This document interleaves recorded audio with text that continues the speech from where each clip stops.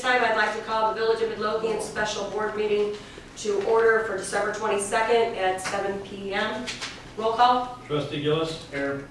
Trustee Kreis. Here. Trustee Mosco. Here. Trustee Schiavone. Here. Mayor Ryback. Here. You have a quorum. Please stand for the pledge. I pledge allegiance to the flag of the United States of America and to the republic for which it stands, one nation, under God, indivisible, with liberty and justice for all. You want to go stand for the military?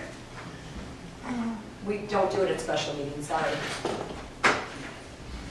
At this time, if there's anybody from any of the municipal commissions or local organizations in attendance who would like to stand up and introduce yourself, we'll welcome you to the meeting.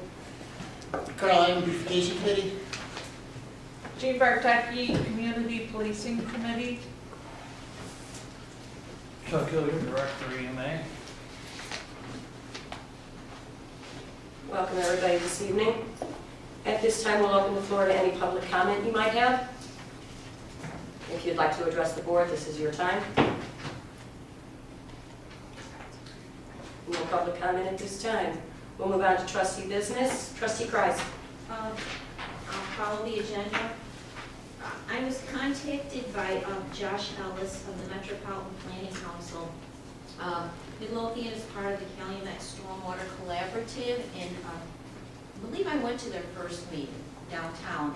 Joe Sperry is actually our representative on that, but Josh had reached out to me about 2 weeks ago, asking if Midlothian would be interested in hosting their January meeting. And I contacted Joe Sperry, and Jerry, I'm reaching out to you as well. We are going to host it here in Chambers. The meeting will be from 10 until 12. Josh then asked if we could possibly go on a walking tour of some of the flood areas. And it's kind of, this whole thing is kind of taken on legs now. It probably won't be just a walking tour, because obviously Natalie Creek is a distance from Village Hall. But we'll probably use vehicles, tour some of the areas impacted by flooding. Harriet Festing is now involved from CNT.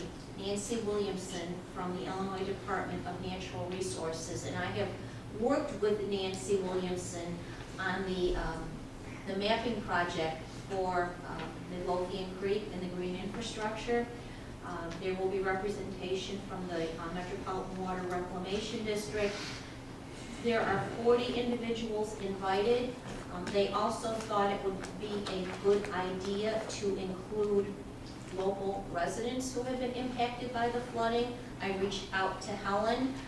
Weather permitting, they will be able to see what the Floodlothian Midlothian group has put together in headquarters at in Helen's garage. So I'll keep everyone posted, but that is, it will start at 10 a.m. on January 9th.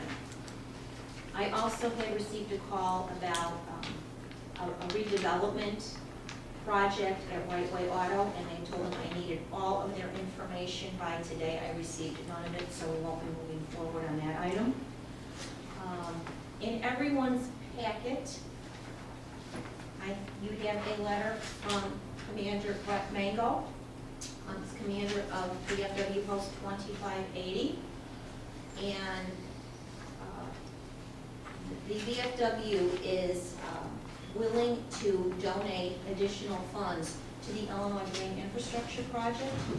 And I told them, put your request in writing. Step one would be to take it to the board. Have you seen this? Step one would be to take it to the board to see if it's something the board would like to consider.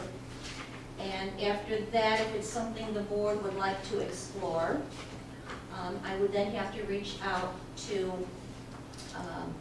our engineering firm who is assisting with the entire project on the Illinois Green Infrastructure Grant, because again, this is 72% of this grant is being funded by the Illinois EPA with a $20,000 match by the Illinois Department of Natural Resources Coastal Waterways.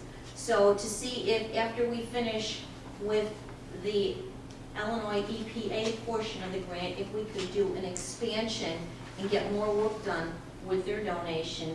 And I think Mr. Hillier had expressed an interest as well, as far as making a donation, just so that his father's name would be recognized at some point. And we're kind of working through the process now, but I just wanted to get a nod from the board. Is this something that you would like to consider? And I would have to talk to the attorney about it as well.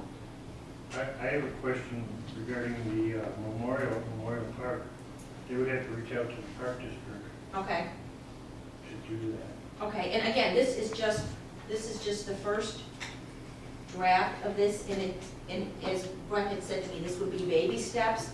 Is the board interested in pursuing this? Well, I was a little confused because we're building a parking lot and it refers to it as a park. Well, it's not, Mayor, it's not just a parking lot. There's a rain garden. There's going to be a rain garden. I had brought the drawings to our Veterans Committee last week. So part of it is a parking lot, but the entire area is not a parking lot. There's going to be vegetation and a rain garden. So again, the next step would be for me to bring this to the engineers to see if we could incorporate an expansion. Is it, in your drawings, did they have plans to have it fenced in? No, there's no plans to have it fenced in. And as far as who will be in charge of maintaining it? Public Works. That was part of the agreement. Public Works will be in charge of maintaining it.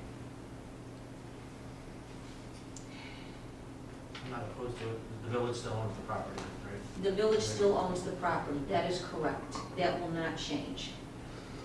So not so much a park as something like Hanson Commons or Right, some of the but other locations we have. part of the discussion that we had at the Veterans Committee about this, kind of like segued into this, was that it would be much easier for them to have some of their events because the post is right there, their facilities are right there, the washrooms are in the post, and so it would just be easier for them to host some of their events I in guess, that area. I'm sorry, Brad. I guess the question that would beg is the money that is being donated, is talk about being donated, is that money being donated to the village with specific use, or do they want it to go strictly toward the grant? Because Well, I don't know it can't go to the grant. It can't go to the grant. The grant is in process, and Brett's here. Brett, we're talking about the project right now. Okay. The grant is in process. The grant is what it is. The grant will only pay for so much, and we've had these discussions. We're gonna have to look for additional funding to expand on the project and complete the project. The total grant is $95,000. So we all know $95,000 is only gonna get us X amount of work. So again, baby steps, is this something the board would like to consider?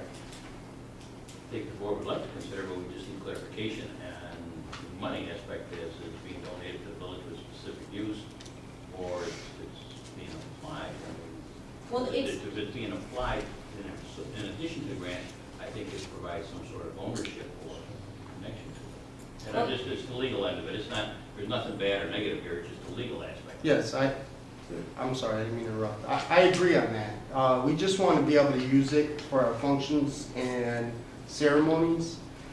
And I wrote a letter to, We've got it in the board packet, Brett. And I think what would happen, Brett, is that if we get to the point where we say, yes, we're gonna accept the donation and use it for expansion of the project, in the event you wanted the VFW or the American Legion wanted to host an event there, you would still have to submit a letter to the clerk and say, we would like to host this event, so we would get it on the calendar, and there would be no conflicts. And I mean, I think those are things that we would work out as we go through the process. speaking for the VFW, the thing we're worried about is donating this money and then a new mayor, a new regime come in and they're like, no, you can't use the park anymore. Well, I would hope, Brett, that wouldn't happen. Well, I understand, but- I understand.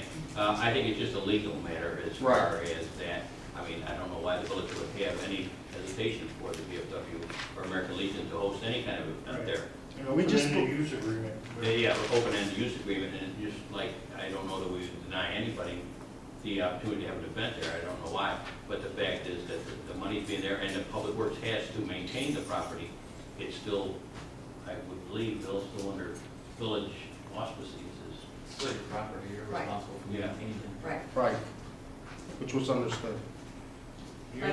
I'm sorry, go ahead, Jerry. The only thing that I would like to see, because it is a gathering area so close to a main street, adjacent to a parking lot, which is adjacent to a facility that sells alcohol, I would like to see some barrier put up in the parking lot to the park area.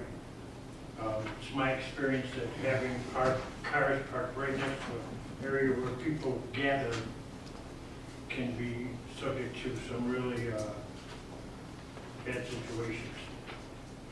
I know there's parking blocks that probably go up, but, you know, I would put the barriers up in some of the park areas that we have streets coming into it. I don't think it would hurt if we can afford to get that in somehow into the grant itself. Well, it would be the expansion of the grant if we move forward with this. But then again, that's adding more money to the project. And I don't see it being a problem because we don't have those things at Memorial Park, and we have alcohol at Memorial Park for 4th of July. That's fine, Brett. Yes. The issue is Memorial Park's indemnification is Park District. Right. The village would be responsible. here. Understood. That's the point that's being discussed. And Brad, the other issue that was brought up was that we would have to contact the Park District as to the relocation of the current memorial. So Right. that would have to be worked out. But again, I guess I'm just asking the board members, is this something you would like to continue to pursue? I Yes. see no problem with it at all. Let the attorney look at all the Well, angles. it's just, yeah, but it's very, Yeah, this is right. the beginning, and I guess the next step would be for me to contact the engineers and see what else can we get I done think with it's a another fine idea. $25,000 and really make it a nice area. Well, one last thing, I think it's taking a spot that's an eyesore of the town and beautifying it, like her plans were to begin with. And it's also a functional construction in that it'll stop putting waste into the creek, which goes into the calcite. So I think it's a very good idea by Trustee Price. Well, it was actually your idea to do the expansion, so, Yeah, but you started. thank you, Well, Brad, that's for right. giving me more credit than I deserve, but thank you. So I guess we will pursue it, and Mr. Gleason, maybe we can talk, or we can communicate via email to see if there are any issues. And I will contact our engineering consultants on this project, Weaver Booz, and I'm sure that they would be delighted to be able to do an expansion of this project to really make it, to continue to enhance our areas. And as I've stated, the only way to get this done is through either grants or donations. And I want to thank you, Brett, for at least, and Chuck too, I brought that up about Chuck about, He was quick to jump aboard. as long as we remember our World War II Navy hero, his dad, once again. The Veterans Committee met a week ago this evening, and a lot of discussion focused on the parade. And the parade this year, I know hard to believe we're talking about the parade a couple days before Christmas, but we are going to return to our old format, and it will be on Saturday, June 27th, 2015, stepping off at 11 a.m. from Grills Hardware. And we will take it from Grills again down to our Village Green in the Charlie and Betty Hillier Memorial Gazebo. That's where it will end at. So, and possibly by that time, we may have our phase 1 of our Illinois Green Infrastructure grant under construction next to the post. So I'll keep you posted on all of that. As far as the United States EPA grant, we have another signed access agreement with Brown's Chickens, so we will be coordinating the initial site visit on that property. And another little tidbit I would like to share with the board. As you know, we submitted 2 grants to the RTA gosh, back in September, October, and the awards are supposed to be made in January. I received a call from Heather Tower, who is the manager of local planning and programs, on Friday.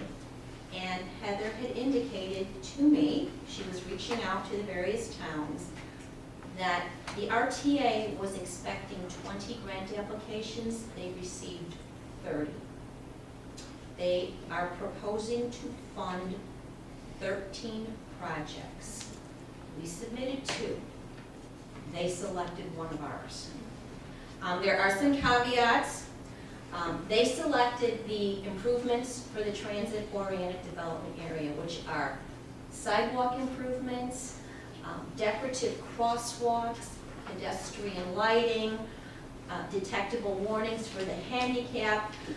The entire grant was $825,000. They are now packaging these 13 and applying for the match to CMAQ, which is congestion mitigation. I can't remember the entire acronym. The scope of the project could change. There is still some uncertainty. So after I got off the phone with her, I thought, I wonder if I get something in writing. So I want to share her email with you. Hi Karen, we are not sending out official letters to any of the communities we are moving forward with because so much is still uncertain about the rest of the process. As I mentioned, it is still possible the individual project scopes and budgets will change as we put together the CMAQ application. We put the CMAQ application together, and it is possible that some projects may fall out altogether. For those reasons, we decided to make phone calls to all the communities we are moving forward, as opposed to something more formal at this point. So board, I'm cautiously optimistic that we will receive some funding. I wanted to read that to you because I really doubt that we would totally fall out, especially, I made a strong case for the pedestrian lighting after the attacks in August, and I think that probably favored into the application. So keep your fingers crossed. This would be huge because there is no match. It will be, if we get this funding, or when we get this funding, it will be totally funded by the RTA and CMAQ. And construction would not begin until 2016. So, Merry Christmas, Village of Midlothian. Let's all keep our fingers crossed, and let's hope we get a good portion of this funding. And that is all I have this evening. Thank you. Trustee Shivani? 2 things. Number one, and I guess you're going to cover it under your business, approval of special use property 40, that's the Sickler building? Correct. All right, well, I'll let you address that. Obviously, the zoning board met last Monday, and they had a few questions answered, and there seemed to be no problem, and they all approved it, so we'll move on that matter. Secondly, I'm going to put on all the trustees' desk the contract for the red light camera to look at for the next couple of weeks. They are getting, the red light people, Safe Speed, are getting more information to us, and Attorney Gleason has a contract. I looked at it a couple times myself. I have some questions, and maybe, Bill, we can get an email off to them to get clarification on both of our issues. And we'll be taking it up at the 14th, hopefully on January 14th, to get some kind of direction on what we want to do with this. All right, that's all I have. Sounds good, thank you. Trustee Gillis? Yes, just a couple things. You may or may not have been aware that Public Works has been dealing with some water breaks in town the last couple of weeks. So they've been working diligently on handling those, getting the repairs done. With the Chief Hotwagner here, I'd like him to just give us an update on firefighter that was injured in the tool on fire in Robbins. If you could, Yes. please. Yeah, we had a fire, came in actually Friday about 10:30 at night at Robbins. They were already out there working for about 20 minutes or so on the fire before we were called. We got out there. The building at one point was fully involved in the upper floor, which we didn't know. We got there, they had a couple lines up. John was in the back with his crew with DC Rita and another firefighter. They were using a hose line up on the upper, hitting it to the second floor. When the building collapsed, the wall came in down on them. Everyone escaped except John. John got caught underneath the wall. We had to do a Mayday call, of course. Got guys back there quick. We were able to lift the wall and get him out, get him in an ambulance. Took him to Christ Hospital, where he was x-rayed and everything, and found out he had a dislocated hip. Initially, it was the initial thing that it was that. They scheduled CT scans and all that stuff. When they did that, they also found out he had a dislocated knee and a fractured fibula, along with some small minor injuries, contusions, and some debris in his eye. They were able to put his hip back in socket. They did find he had a chip in his hip that's still in his hip area. They won't do surgery on it because it's too invasive right now to do it. They said the healing time for that would be worse than the injury. So they recommended down 6 months down the road, they look at it, see where it's at. They might have to go back and scope it to get this hip fragment that's stuck in his hip.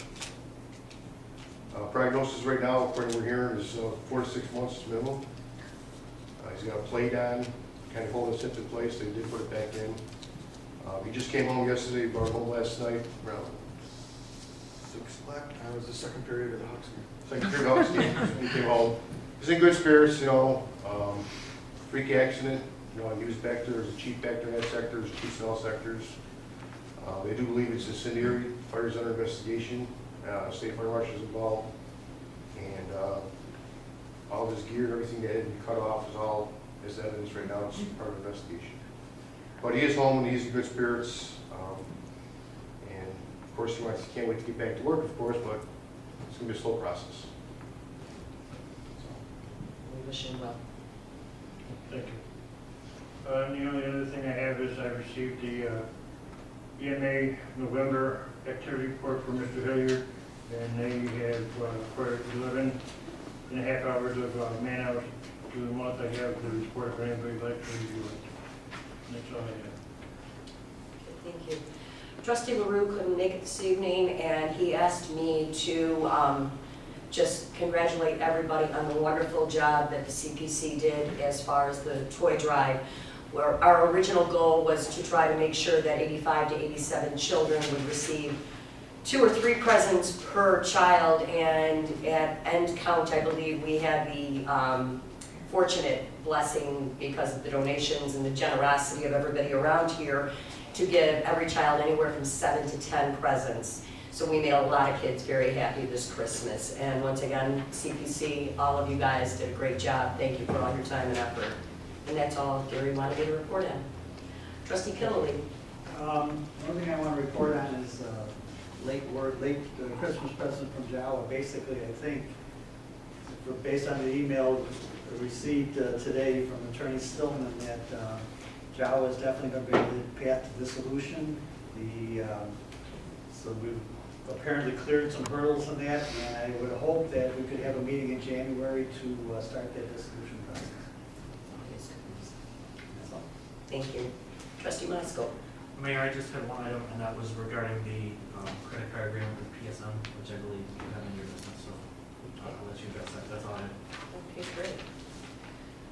Anything legal? Okay. All right, under my business, I do have the approval of the agreement with PSN for credit card processing. The attorney has reviewed it, and we're ready to move forward. This would get us in compliance without the extra charges. So we'd be looking for approval so we can get this in place before the end of the year. I'd be looking for a motion. I will make the motion. And I will second. Discussion? Roll call. Trustee Maskell. Aye. Trustee Kreis. Aye. Trustee Gillis. Aye. Trustee Killily. Aye. Trustee Schiavone. Aye. Next on my agenda, I have the approval of the redevelopment agreement with Design Build, which is for the 147th Street and Lawndale property, which is the old Barra building. The attorney has reviewed the RDA, and we're ready to move forward. They would like to have it approved as quickly as possible. They would like to start demolition and construction as early as this spring. So I would be looking for approval of the redevelopment agreement with Design Build. I have one question. On, 1, 2, 3, 4th paragraph down, on-street parking, you're asking for 4 spaces. Yes. On that, where exactly are you looking for that, the parking to happen? On Monday. On Lawndale?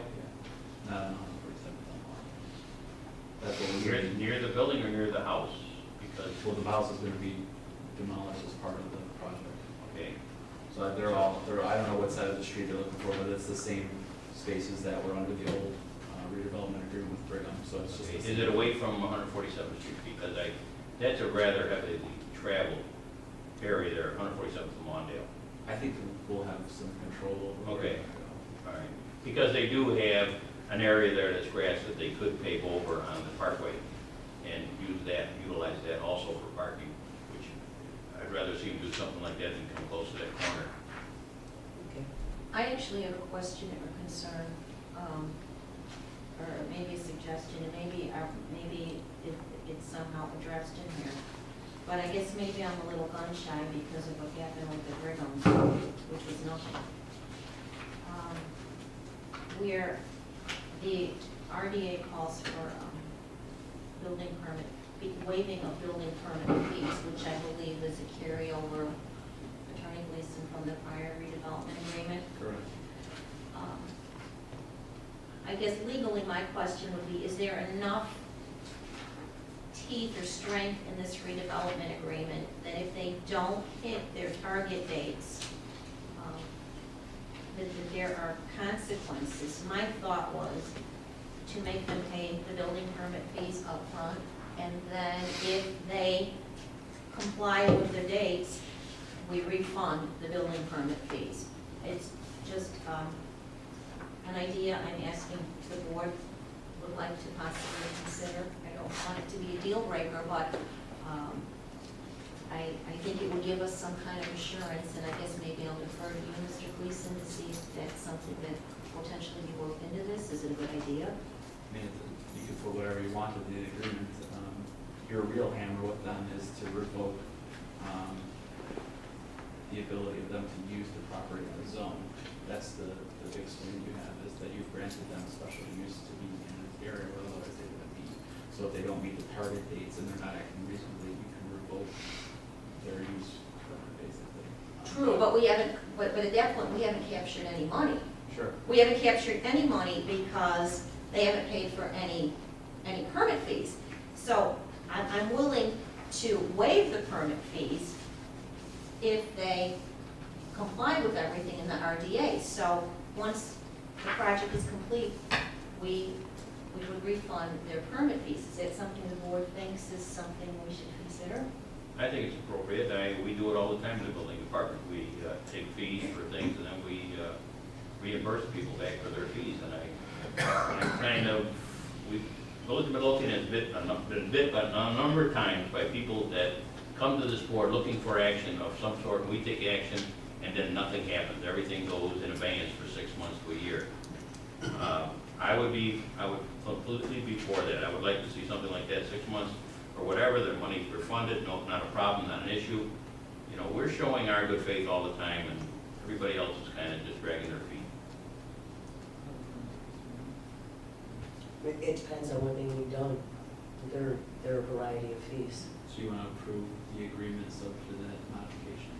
Well, I'm asking. I'm for it also.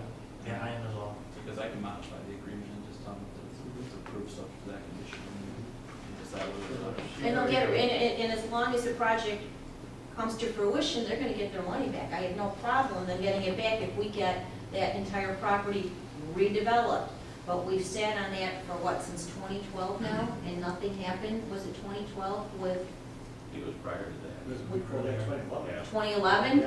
At least, yeah. Okay, and so I know that the village put a lot of time and resources into that fire project that never got off the ground, and we didn't recoup any money for the legal fees and the building department and administrative and all of the other staff time that went into that. I think it's a fair request. All right, so I would be looking then for the approval of the redevelopment agreement with the changes as discussed here at the board meeting with design build. I'll make the motion. I'll second. Roll call? Trustee Chivoni. Aye. Trustee Gillis. Aye. Trustee Kreis.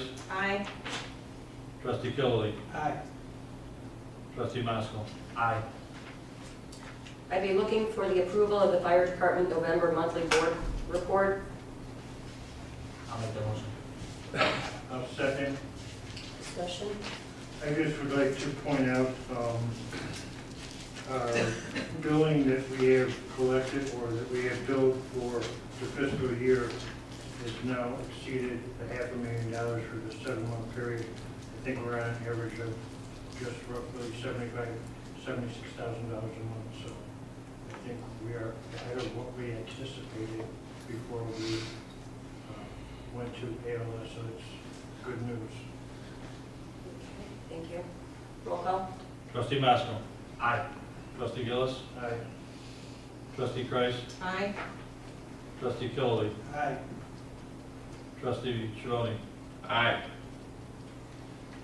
I'd be looking for approval of the amended board minutes from November 12, 2014. I did get a call from Trustee Kreis. She did ask me to add one extra line under the cottage row, and that was the attorney giving his opinion on whether it was legal or liable. And so I've added that to the board minutes. Other than that, they are as they were presented to you this past weekend.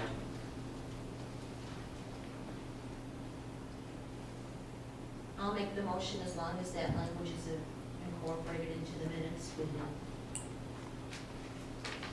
Second. Roll call? Trustee Kreis. Aye. Trustee Chivoni. Aye. Trustee Gillis. Aye. Trustee Killily. Aye. Trustee Maskell. Aye.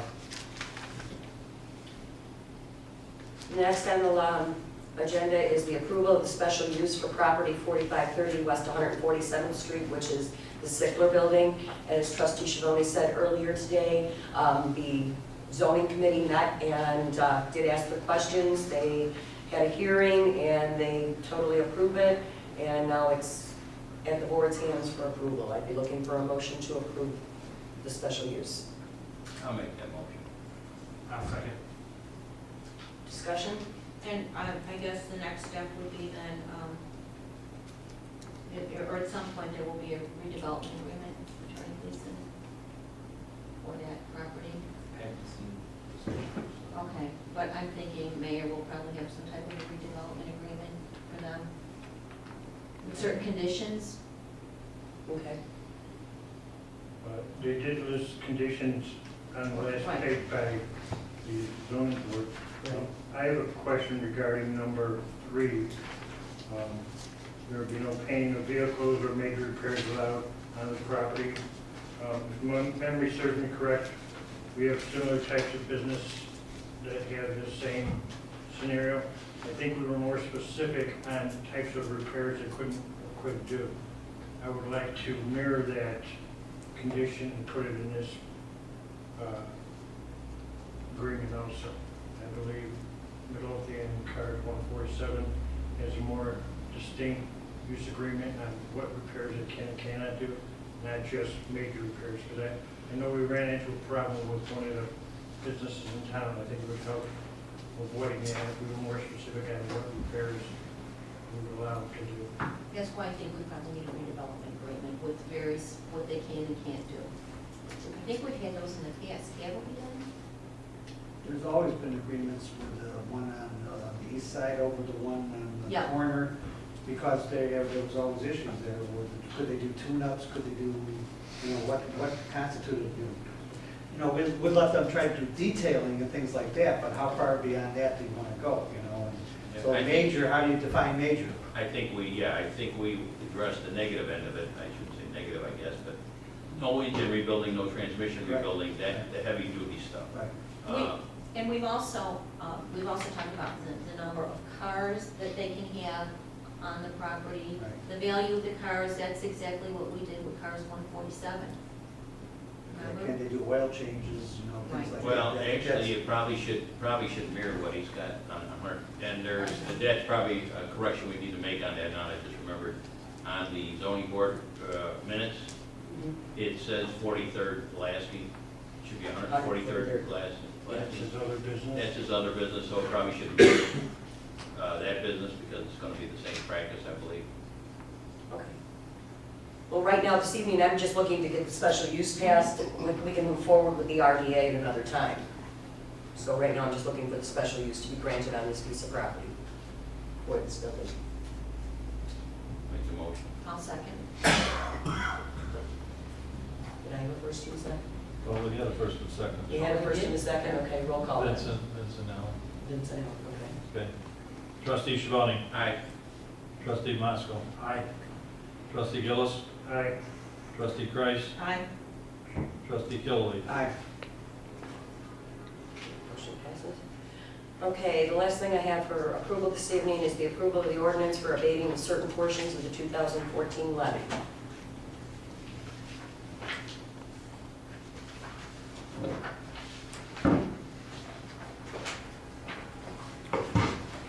The original abatement that I had given all the board members abated 7, 8, and 9, did not abate 10A, 13, or the Jawa bonds.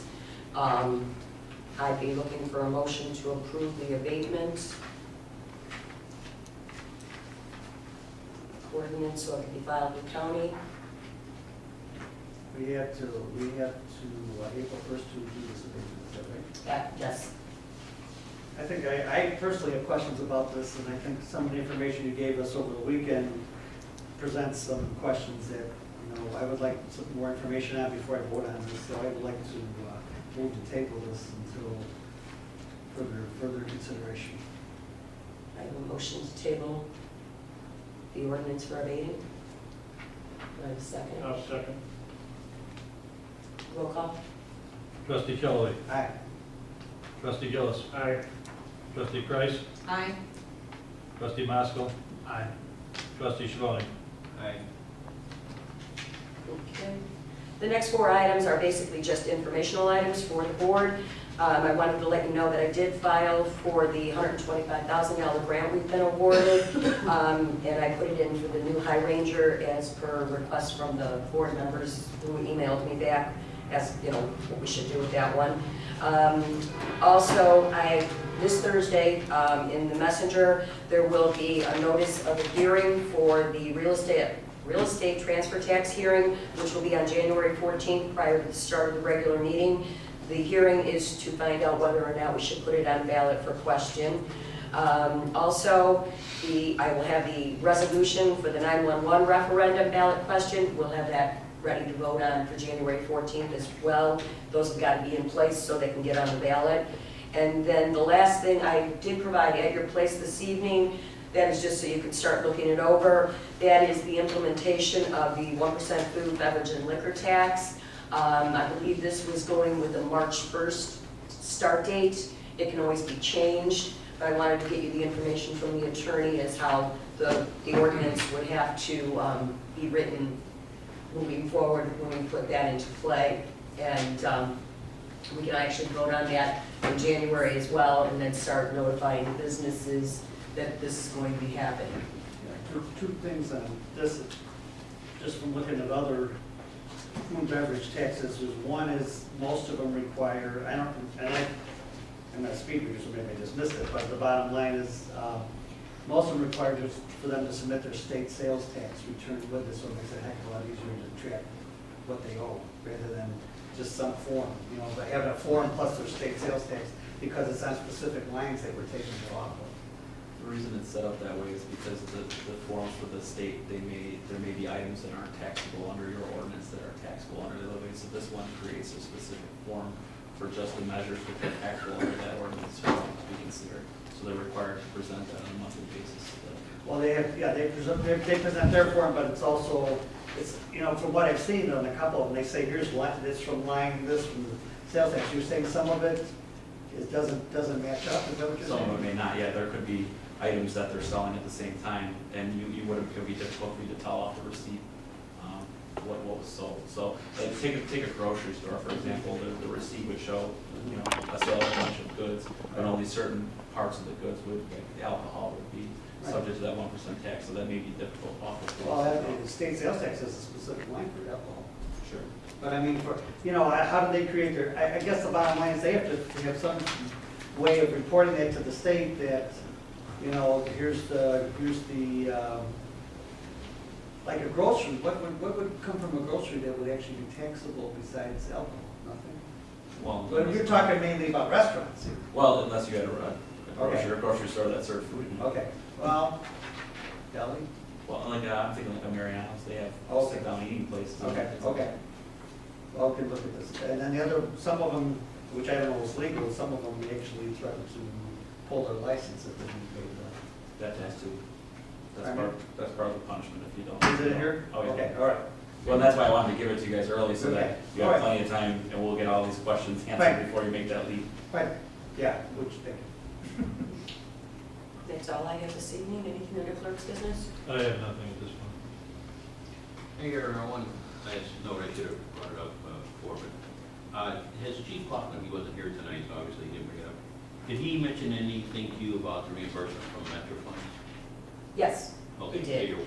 Okay, We actually discovered, he actually discovered the paperwork and we put that into motion. okay, very good. Yes, we went down to the archives and dug out the original letters, which went back to 2004, allowing us to reclaim that reimbursement. Yes. Okay. Thank you though for bringing it up. I appreciate it. Well, it's $20,000, so it is something. Okay, with nothing else to come before the board this evening, on behalf of myself and the entire village board, I think I can speak for all of us, we wish you all a very, very Merry Christmas and an even blessed 2015. Everybody be safe, enjoy your holidays, enjoy your family. Thank you for attending this evening. We are adjourned.